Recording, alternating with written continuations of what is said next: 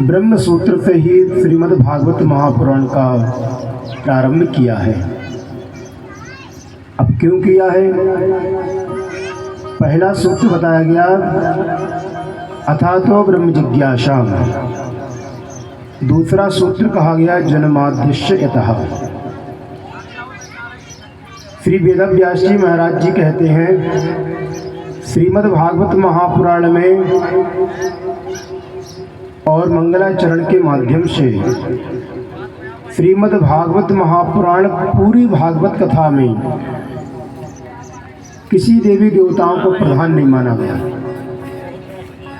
मंगलाचरण में एक ऐसा भी शब्द नहीं है जिसमें राम जी का नाम हो, जिसमें श्याम जी का नाम हो, जिसमें शिव जी का नाम हो, जिसमें ब्रह्मा जी का नाम हो। पूरा मंगलाचरण में फिर किसका नाम है? कहा एक ही नाम है, सत्यम परम धीमहि। श्री वेदव्यास जी महाराज जी बताना चाहते हैं कि मंगलाचरण जो भागवत कथा का मंगलाचरण है उसमें किसी देवी देवताओं की आराधना नहीं की गई। ना राम जी की गई, ना श्याम जी की, और ना ही हनुमान जी की। फिर किसकी आराधना है? कहा विद्वान लोगों ने तो इसके 1008 अर्थ कर दिए, लेकिन कहा कि भैया हम भागवत कथा श्रवण करेंगे तो हम किसकी आराधना करेंगे? तब कहा गया है कि श्रीमद् भागवत महापुराण के 10वें स्कंद में जब भगवान कृष्ण कंस के कारागार में जन्म होता है तब देवताओं ने सत्यम परम धीमहि, सत्यम व्रतम सत्य परम त्रिसत्यम सत्य सयोनिम निहितम च सत्य। सभी देवी देवताओं ने मिलकर सत्य की आराधना की है। और वो सत्य कौन है? कहा श्रीमद् भागवत महापुराण में सत्य और कोई नहीं, लेकिन कौन है फिर?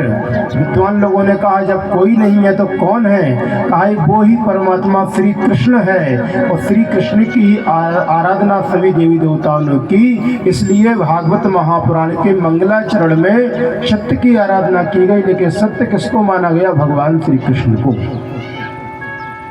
भगवान श्री कृष्ण को सत्य माना गया, देवताओं द्वारा स्तुति की गई। इसलिए सत्यम श्री कृष्ण, श्री कृष्ण परम परमेश्वर धीमहि हम ध्यान कर रहे हैं। अब परमात्मा करते क्या है? परमात्मा जिस प्रकार हम संसार में आते हैं और हम संसार में आके पहले बाल गोपाल रहते हैं तो खेलते हैं, उसके बाद में विवाह शादी इत्यादि हो जाता है और पूरा परिवार को हम लालन पालन करते हैं और आखिरी में सीताराम हो जाती है। तो वो वही परमात्मा ने किया है। परमात्मा अपने पहले ठाकुर जी अपने यहाँ आते हैं धरती माता पर, अपने पूरे परिकर के साथ में आते हैं। ठाकुर जी के कई रूप हैं, कई रूप में ठाकुर जी आते हैं और लीला करते हैं, अपने परिकर के साथ आते हैं। और फिर जब ठाकुर जी इतनी लीला करने में निपुण हैं तो उनके जो परिकर है तो परिकर भी बड़ा निपुण है। इसलिए भगवान ठाकुर जी यहाँ धरती पर आते हैं, लीला करने आए। तब यहाँ पर एक कथा आती है छोटी सी। परमात्मा श्री राम जी जब वनवास हुआ तब जाकर माता सीता की खोज कर रहे हैं। जैसे ही खोज कर रहे हैं तो वहाँ पर भगवान शंकर भी आते, वहाँ से माता सती के साथ में कथा श्रवण करने, कुंभज ऋषि के यहाँ कथा श्रवण करने गए थे। वहाँ से लौट रहे थे, लेकिन रास्ते में देखा कि श्री राम जी तो वहाँ पेड़ों से पूछ रहे हैं, बंदरों से पूछ रहे हैं, जो भी रास्ते में मिलता उससे पूछ रहे हैं कि तुमने क्या हमारी सीता को देखा? तो भगवान शंकर वहाँ से निकल रहे थे। भगवान शंकर तो सब लीला जानते ही हैं।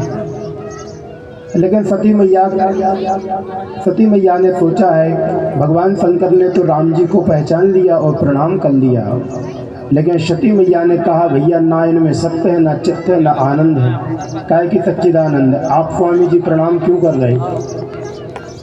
तब भगवान शंकर ने बहुत समझाया, सती ये तो परमात्मा लीला कर रहे हैं। कैसी लीला कर रहे हैं?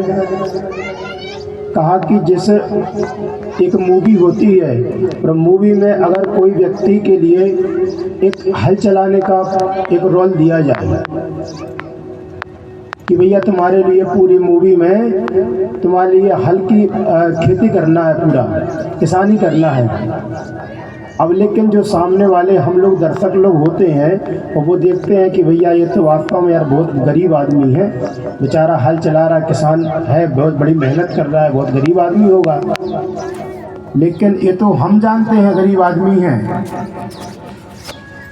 ये तो हम जान रहे गरीब आदमी है, लेकिन वास्तव में वो गरीब आदमी नहीं है। क्यों? वो तो एक पिक्चर में उसके लिए रोल दिया गया, उसको अभिनय किया गया।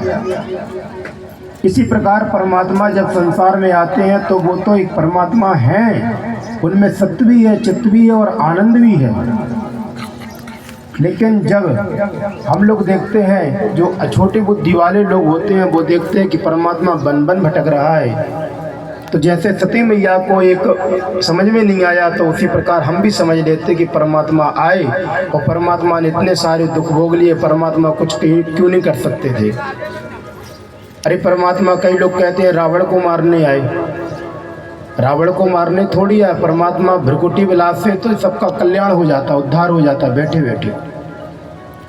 वो तो एक राम जी ने हमारे लिए मर्यादा दी है, हमारे लिए शिक्षा दी है कि आप इस रास्ते पे चलोगे तो आपका कल्याण हो जाएगा। राम जी बेचारे रो रहे हैं। कैसे रो रहे हैं? बड़ी प्यारी मानस में कहा गया है, हे खगे मृगे मधुकर श्रेणी, हे खगे मधुकर श्रेणी, हे खगे मृगे मधुकर श्रेणी,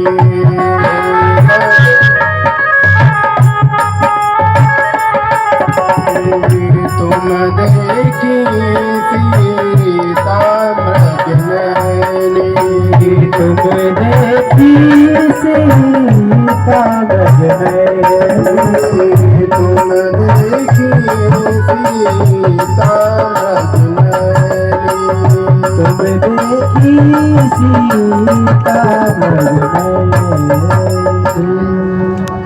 राम जी तो सभी से पूछते हैं, परेशान होते हैं, भैया कोई बता दो, सीता का पता बता दो।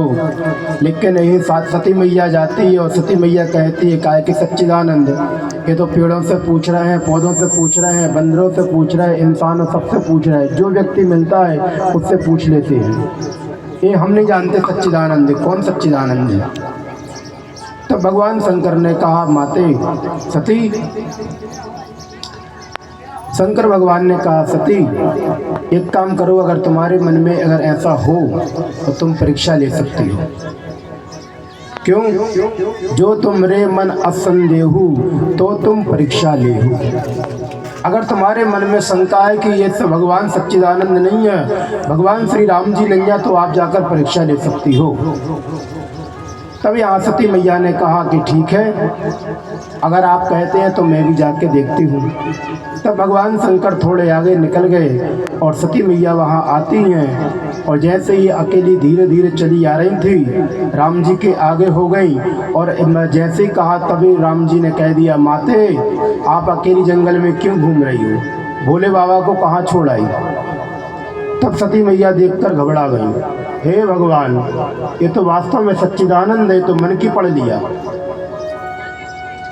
तब यहाँ पर श्री राम जी ने और अनेक प्रकार की शिक्षाएं सती मैया को प्रदान करी, और सती मैया ने आखिरी में प्रणाम करके वापस आ गई। भगवान शंकर ने कहा, ले आई परीक्षा। सती मैया ने कहा कि नहीं नहीं स्वामी जी, हम परीक्षा कहाँ लेने गए थे, हमने तो आपके जैसी दूर से प्रणाम कर लिया। हमने कहा जैसे आपने दूर से प्रणाम कर लिया था वैसे ही मैंने प्रणाम कर लिया। तब भगवान शंकर तो तीन लोक के अंतर्यामी हैं। भगवान शंकर ने दिव्य दृष्टि से देखा, अरे सती, आज तुम मुझसे झूठ बोलती हो, आज तुम मुझसे झूठ बोलती हो। तब यहाँ भगवान शंकर ने मनी मन संकल्प लिया कि सती मैया से इस शरीर, जो सती का शरीर है, देह है, इस शरीर से हम दोबारा भेंट नहीं होगी। तब यहाँ पर सती मैया आती हैं और भगवान शंकर राम जी के ही उसमें लगे रहे ध्यान में। और तब जाकर आखिर में कथा आती है कि सती मैया, नाना प्रकार की कथा आती है। दक्ष प्रजापति की भी कथा आती है। यहाँ पर दक्ष प्रजापति के यहाँ पर यज्ञ होता है और देह त्याग कर देती हैं। तब जाकर अगला जन्म माता पार्वती का प्राप्त होता है। धीरे धीरे करके भगवान की ऐसे भगवान आते हैं ठाकुर जी और अपने पूरे परिकर के साथ में आते हैं और अपनी लीला करके ही स्वतः ही अपने वैकुंठ धाम को चले जाते हैं। अब कहा दूसरा श्लोक आता है श्रीमद् भागवत महापुराण का, यम प्रभजंत मनुपेत मपेत कृत्यम द्वीपायनो विरह कातर आजुभावा। श्री सुखदेव भगवान का ध्यान किया। कल हमने आपको कथा सुनाई थी सुखदेव भगवान की। सुखदेव भगवान की कथा कहा कि बिना सुखदेव भगवान की भागवत प्रारंभ नहीं होती है। सुखदेव भगवान कौन है? कहा कि श्री मद भागवत के जो श्रवण राजा परीक्षित जी महाराज जी के लिए कथा श्रवण कराई, वो ही ऐसे परमहंसी श्री सुखदेव भगवान हैं। कहा उनकी हमारे लिए कथा श्रवण कराइए। तब कहा उनकी कथा अगर श्रवण करनी है तो आपके लिए महाभारत में जाना पड़ेगा। कहा ठीक है, तो उसके लिए क्या करना है? कहा पहले आप चित्त और अपना मन, अपनी श्रद्धा, अपने विश्वास भगवान के चरणों में लगा लो। भागवत सुनने का अधिकारी कौन होता है? कहा जिनके हृदय से मत्सर निकल जाता है वही भागवत सुनने का अधिकारी हो जाता है। अंदर हमारे बेईमानी भरी हुई है, कपट भरा है, ईर्ष्या भरी है, निंदा भरी है और हम भागवत कथा श्रवण करने जा रहे हैं तो हम उसके अधिकारी नहीं हैं। पहले हमारे अंतःकरण को शुद्ध करो। 6 प्रकार के दोष होते हैं, काम, क्रोध, लोभ, मोह, निंदा।